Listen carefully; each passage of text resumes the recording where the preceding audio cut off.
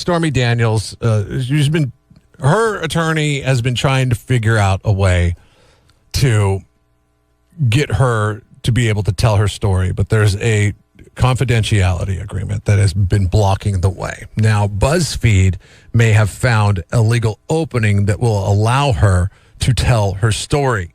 Okay. Leave it to Buzzfeed.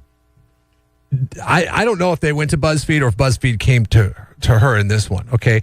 The attorney who brokered the deal with Stormy Daniels, his name's Michael Cohen. He's been in the news quite a bit lately. He's also the same one that filed the libel suit against Buzzfeed in January for that dossier, that document that was released in how President Trump would conduct himself when he was on visits to Moscow prior to becoming... This is where the strippers would pee on him? The Fusion GPS. Yeah. Porn stars and stuff? Or not porn stars, strippers, yeah. So now BuzzFeed is using the libel suit as a vehicle to demand that Stormy Daniels preserve all her records relating to her relationship with Donald Trump, as well as her dealings with Cohen and the payment he has acknowledged in arranging for her in 2016 prior to Donald Trump being elected as president. If you remember correctly in the news last week, he said, I paid her out of my own money. Trump didn't pay her. I refinanced my house, something along those lines. Now, yesterday, BuzzFeed's lawyer wrote to Daniels' attorney asking that Stormy Daniels preserve various categories of that document, and that preservation is often a prelude to a subpoena. So what many legal analysts are saying, and you're a legal guy, so you would probably know this, having dealing with non-disclosure and you do contract law, confidentialities, and all that stuff. I don't know if you've ever done anything like this. Is that nothing quite this racist? She will be able to tell her story through testimony in the case against BuzzFeed. So BuzzFeed, I mean, this is just an instance of maybe somebody suing too many people to where it's weaved this wicked web of information that's got to eventually get out. So can I get this straight? So she has got this confidentiality agreement she signed, and so she can't say anything, but she's also being deposed for a separate case where they're going to want to ask her questions. So my question for you, Jeff, is first and foremost, because she signed that confidentiality agreement, when she goes on the stand, does she have to answer their questions? Because if she does, there's a good chance she might get sued. Well, what'll probably happen is that the holder of the right of confidentiality would probably do a motion to quash the subpoena or to limit the testimony in that case, and a judge would rule upon it. For example, just to take something different than the Stormy Daniels case.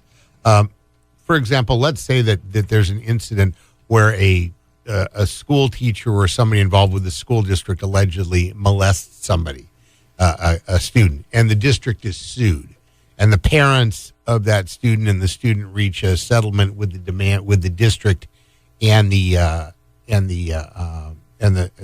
student for a settlement, and that settlement contains a confidentiality agreement. Okay, that confidentiality agreement wouldn't necessarily preclude that student or their parents from being subpoenaed in a criminal case against that same individual brought by another student or their family. And it would be up to a judge in that case to make a decision as to which, no pun intended, trumps the confidentiality agreement or the right of access to the information in connection with adjudicating a criminal matter.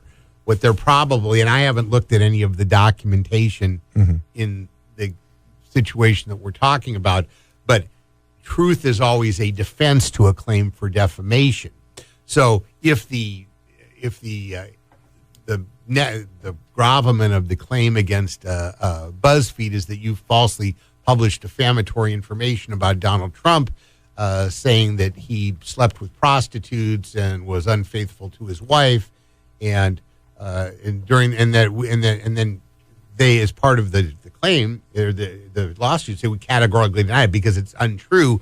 That isn't the type of person that he is, and that by making these comments per se, you're damaging his reputation. If around that same period of time that they're alleging this conduct, the conduct was provably going on with somebody else who was a porn star or a prostitute or just anybody other than his wife, that could potentially be relevant to proving that it wasn't defamatory because it showed a course of conduct. So in this instance, this is probably two lawyers getting together. They're like, "Hey, what were some of the details of that whole dossier thing?" I'm sorry, Stormy Daniels' attorney saying to BuzzFeed's attorneys, and they're like, "Oh, they did this, and this." It's like, that's kind of interesting because it says that he did this, and this. In my case too. Eventually, the law is going to get theirs, no matter what the agreement is between two parties. Like if there is a law that is involved in this, then the truth will come out.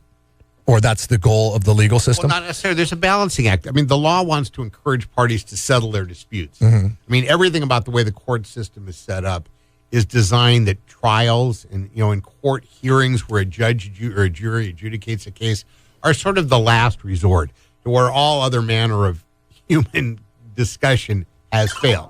It's where you go short of settling it with fisticuffs or pistols in the street. So when parties reach, especially if they go through a mediation process, and they reach a settlement agreement, and part and parcel of getting those parties together to reach that agreement is that the terms of the settlement and the underlying dispute that caused the case to be in this posture and get settled will remain confidential as terms of the settlement. That's part of the consideration that brings the parties together to get that. There's a strong public policy in favor of enforcing that. And I would say in most cases, those confidentiality agreements will be enforced. On the other hand, going back to my example about the settlement in, say, a molestation case, mm-hmm. where somebody is subpoenaed to testify about circumstances in a subsequent criminal case, a judge would probably parse it out so they would be able to ask questions of those witnesses about what they knew that might be relevant to that specific criminal charge that's being adjudicated, but not delve into issues not related to that were otherwise covered by the settlement. So in other words, it's not simple. It's not easy. No, it's not. It's fascinating to hear you talk about it because in most cases, a judge making that decision is going to try to preserve the rights of the parties to contract. Uh-huh. And so, for example, when I do contracts between people just for business disputes, we always try to put the parties to agree to language in there that if there's a dispute before anybody runs off and goes to arbitration or runs off and files a lawsuit in court, they'll engage in a mediation process to see if the matter can be resolved, in a mutually amicable way. Right. And that is usually confidential. There's a bunch of statutes out there that actually preserve the confidentiality of conversations had in the course of mediation as well, because otherwise people wouldn't be able to have good faith conversations if they were worried that the communication they had to try to bridge the gap towards settlement might be thrown up in their face later. Jeff Stolberg here. There's a lot of players. This is not a simple area. Yeah, right. No, we get you. And everybody's trying to parse it differently. Yeah, law is so confusing. That's why it does highlight the need, though, that in most areas of human endeavor, if you're going to have a business relationship with somebody or some sort of relationship for benefit, financial especially, that involves risk and benefit and responsibilities over time, that having a good, clear contract that enumerates what people's rights and duties under the contract are, makes a lot of sense. You can reach him at StolbergLaw.com. 544-7693 is his phone number. I just think this whole thing is so funny because if you remember the whole time that Barack Obama was in office, Trump was just trying to, the big scandal was, let me see your birth certificate. And now we're talking about sex with prostitutes. That's a speed bump. Sorry. That's a speed bump against Mount Everest at this point. Right. This whole thing has been a scandal, right? Jeff and Jeremy in the morning.